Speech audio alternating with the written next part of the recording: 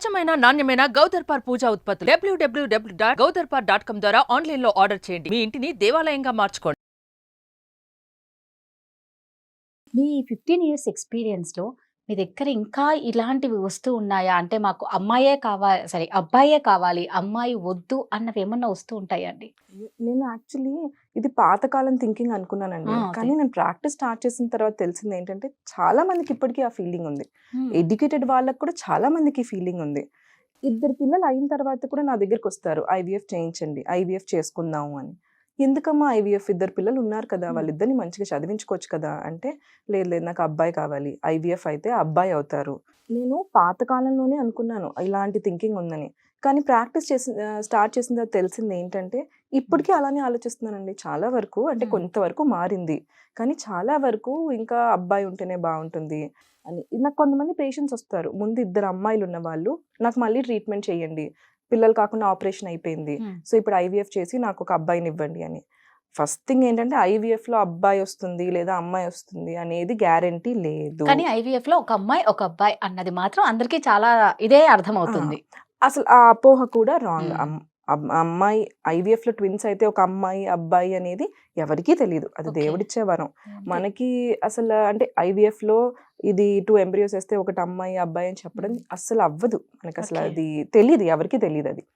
కానీ స్టిల్ ఇప్పటికీ నాకు ఇద్దరు పిల్లలు అయిన తర్వాత, నలుగురు పిల్లలు అయిన తర్వాతకి వచ్చిన పేషెంట్స్ కూడా ఉన్నారు.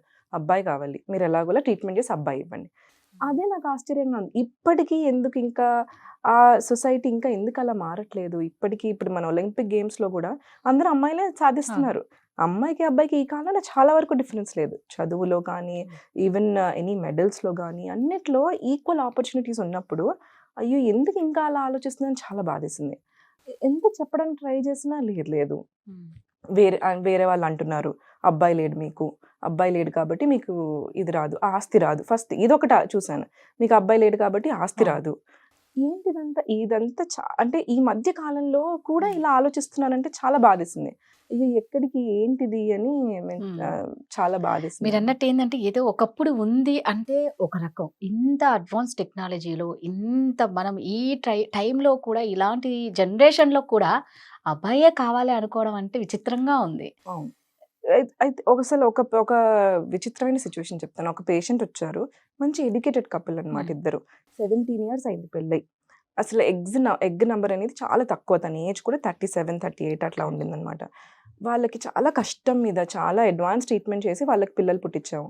ట్విన్స్ ఇద్దరు. ట్విన్స్ అయ్యి చాలా హ్యాపీగా ఉన్నారు. పేషెంట్ మా దగ్గర నుంచి వెళ్ళినప్పుడు హ్యాపీగా ఉంది. కానీ డెలివరీ అయిన తర్వాత ఇద్దరు అమ్మాయిలు అని తెలిసి వాళ్ళ హస్బెండ్ మాకు ఫోన్ చేసి, అయ్యో! ఇద్దరు అమ్మాయిలు అయ్యారు. అలా ఎలా అయ్యారండి? అయ్యో! మేము చాలా బాధపడుతున్నాం. నాకసలు చాలా అంటే చాలా బాధేసింది. అదేంటి అసలు ఇంత మనకి పిల్లలంటే దేవుడిచ్చే వరం. అలాంటిది 17 ఏళ్ల తర్వాత మీకు పిల్లలయ్యారు. అసలు అవ్వదనుకున్న వాళ్ళకి పిల్లలయ్యారు. అలాంటిది ఎంత సంతోషంగా ఉండాలి. ఇద్దరయ్యారు అది కూడా. అమ్మాయిలని చెప్పి బాధపడుతున్నాం అంటే నాకు చాలా బాధేసింది. అయ్యో! అదెందుకమ్మా మీకసలు అమ్మాయి దేవుడిచ్చిన వరం అసలు మీరు అలా ఎలా అనుకుంటున్నారు? అని ఎంత కౌన్సిల్ చేసినా ఇంకా అయ్యో! లేదు మా వైఫ్ ఇంకా ఏడుస్తుంది. అలానే అంటున్నారు. ఇంకా ఈ థింకింగ్ మారలేదా అని చాలా బాధేసింది. సీరియస్లీ అవును. అయితే మీరు మామూలుగా ఎంతోమంది పేషెంట్స్‌ని చూస్తూ ఉండింటారు. మామూలుగా ఈ ఫర్టిలిటీ ట్రీట్మెంట్ అనేది ఏ ఏజ్ నుంచి అండి? అంటే ఇప్పుడు 19 ఇయర్స్, 20 ఇయర్స్ వాళ్ళు కూడా మీ దగ్గరకు వస్తూ ఉండొచ్చు. ఇదొకటి కూడా ఒక బర్నింగ్ పాయింట్ అండి. First thing first sex education and fertility education is very important. Indian లా ప్రకారం కూడా మనకి పెళ్ళికి ఒక లిమిట్ ఉంది. పెళ్ళికి ఈ ఏజ్ తర్వాతే పెళ్లి చేయాలని ఒక లిమిట్ ఉంది. అలానే ఫర్టిలిటీకి కూడా 21 ఇయర్స్ తర్వాతే మనం ఏమైనా ట్రీట్మెంట్ చేయాలి అని రీసెంట్‌గా ఒక లా వచ్చిందనమాట. ఏఆర్‌టి బిల్ ప్రకారం 21 ఇయర్స్ తర్వాతే మనం ట్రీట్మెంట్ చేయాలి. కానీ నేను చాలా చోట్ల చూస్తాననమాట. ఇది ఎస్పెషల్లీ రూరల్ ఏరియాస్, ఊర్లో ఉంటుంది. నేను ఎప్పుడైనా క్యాంప్‌కి వెళ్ళినప్పుడు కూడా 17 ఇయర్స్, 18 ఇయర్స్ పెళ్ళై 1 సంవత్సరం అయింది. ఏదో ఒక ట్రీట్మెంట్ చేసి పిల్లలు ఇచ్చేసేయండి. 17, 18 ఇయర్స్‌కి వాళ్ళ జ్ఞానం కూడా సరిగ్గా తెలుస్తుందో లేదో, ప్రాపర్‌గా అసలు ఏమైనా తెలుసో లేదో కూడా తెలీదు. పాపం అలా పుష్ చేసేస్తుంటే చాలా అంటే ఫస్ట్ థింగ్ ఏంటంటే చాలా మందికి sex education and fertility education is very very important. 21 years అయ్యేంత వరకు వెయిట్ చేసి అప్పుడు వాళ్ళు పిల్లల కంటే వాళ్ళకి ఒక జ్ఞానం ఉంటుంది. పిల్లల్ని ఎలా చూసుకోవాలో తెలుస్తుంది. సో ఇది కూడా ఒక వెరీ పెయిన్ పాయింట్ అండి ఇది చాలా మందికి. 18, 19 ఇయర్స్‌కి చాలా మంది వచ్చేసి అది కూడా పోనీ ట్రీట్మెంట్ చేయండి, ఇది చేయండి, ఐవీఎఫ్ చేసేసి పిల్లలు ఇచ్చేసేయండి. వాళ్ళకి వెంటనే కావాలి. ఇప్పుడు నాకు వెంటనే ఇంక 3 నెలల్లో పిల్లలు కావాలి, సంవత్సరం అయిపోయింది, ఊర్లో అందరూ మాట్లాడుతున్నారు, ఊరికి వెళ్ళలేకపోతున్నాం, పిల్లల్ని ఎక్కడికి తీసుకెళ్ళలేకపోతున్నాం, వాళ్ళ హస్బెండ్ వచ్చి పిల్లల్ని వైఫ్ని తిట్టుతున్నాడంట, అమ్మ వాళ్ళ ఇంట్లోనే ఉంచేస్తున్నాడంట, ఎందుకంటే పిల్లలు పుట్టట్లేదని. ఇద్దరు కలిస్తేనే కదా పిల్లలు పుట్టేది. కరెక్ట్. ఇదేదో పుట్టట్లేదని అమ్మ వాళ్ళ ఇంట్లో ఉంచేస్తే ఇంకప్పుడు ఎలా పుడతారు కదా. అది ఇంకా చాలా బాధాకరంగా ఉంది. ఇంకా చాలా మంది ఏంటంటే ఇది పిల్లలు పుట్టట్లేదు అంటే అమ్మాయిదే ప్రాబ్లం, నాకేమీ ప్రాబ్లం లేదు అని అనుకుంటారు చాలా అబ్బాయిలు. అస్సలు అట్లా కాదండి. రీసెంట్ స్టాటిస్టిక్స్ ప్రకారం కూడా male fertility accounts to 40% of the infertile issues అనమాట. అంటే 40%, 10లో 4 మంది ఇన్ఫర్టైల్ ఉంటే దాంట్లో మేల్స్లో ప్రాబ్లం ఉంటుందన్నమాట. సో అలాంటిది జస్ట్ నాలో ప్రాబ్లం లేదు, వాళ్ళని పంపిస్తారు, వైఫ్ని పంపిస్తారు, పాపం వైఫ్తో పాటు వాళ్ళ పేరెంట్స్ని పంపిస్తారు, పంపించి ట్రీట్మెంట్ చేసేసేయండి, పిల్లల్ని ఎలాగోలా ఇచ్చేసేయండి. అసలు అదెలా అవుతుంది? పిల్లలంటేనే ఇద్దరు కలిస్తేనే పిల్లలు అవుతారు. సో ఫస్ట్ థింగ్ అసలు నేను చాలామంది నా పేషెంట్స్కి చెప్తాను, పిల్లలు కావాలంటే హస్బెండ్ వైఫ్ రండి, మీరు అమ్మాయిని అమ్మ వాళ్ళతో పంపించడం అట్లా కాదు, ఫస్ట్ హస్బెండ్ వైఫ్ రండి. చాలా పేషెంట్స్ వస్తారు వాళ్ళ అమ్మతోనో పిన్నితోనో వాళ్ళ సిస్టర్తోనో, అస్సలు అట్లా కాదు.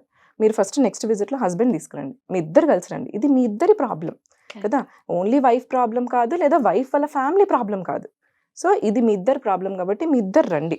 ఇద్దరు వచ్చిన తర్వాత ఇద్దరు టెస్టులు చేసుకోండి, ఎవరికి తెలుసు ఎవరికి ప్రాబ్లం ఉందో ఎవరికి అవ్వట్లేదో, ఇద్దరు టెస్టులు చేసుకుని దాని ప్రకారం ట్రీట్మెంట్ తీసుకోండి.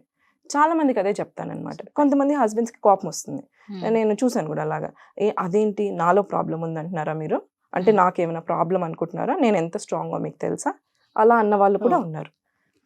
ఇప్పుడు మీలో ప్రాబ్లం ఉంది అని అనట్లేదు, కానీ టెస్ట్ అయితే ఇద్దరు చేయించుకోవాలి. ఎంత స్ట్రాంగ్ అయినా ఎంత ఫిట్ ఉన్నా కూడా ఈ టెస్ట్లోనే తెలుస్తుంది మనకి ఏమైనా ప్రాబ్లం ఉందా లేదా అనేది. సో పాపం అలా ఓన్లీ అమ్మాయిల ఫ్యామిలీని పంపించేసి ట్రీట్మెంట్ చేయించుకోవడం చాలా, అంటే అందుకే అసలు హస్బెండ్ వైఫ్ వస్తేనే ట్రీట్మెంట్ చేస్తానని చాలా మందికి చెప్తాను అనమాట. ఇద్దరు వస్తేనే అది ఇద్దరు ప్రాబ్లం, వేరే వాళ్ళ ఫ్యామిలీ ప్రాబ్లం కూడా కాదు. సో ఇప్పుడు మామూలుగా సీత గారు పెళ్లి కాకముందు వీళ్ళు కలుస్తూ ప్రెగ్నెంట్ కాకుండా టాబ్లెట్స్ వేసుకుంటూ ఉంటారు.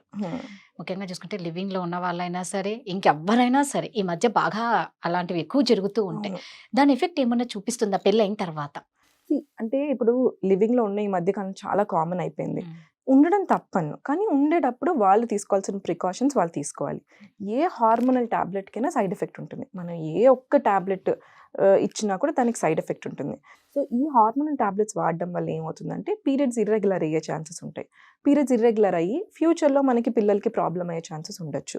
సో లివింగ్లో ఉండడం నేను తప్పను, కానీ ఉన్నప్పుడు వాళ్ళు చేసుకోవాల్సిన ప్రికాషన్స్ వాళ్ళు తీసుకోవాల్సిన జాగ్రత్తలు తీసుకుంటే మంచిది. ఈ అంతా అయిపోయిన తర్వాత ఈ టాబ్లెట్స్ వేసుకోవడం వల్ల వాళ్ళకి ఫ్యూచర్లో ఎఫెక్ట్స్ వచ్చే ఛాన్సెస్ ఉంటాయన్నమాట.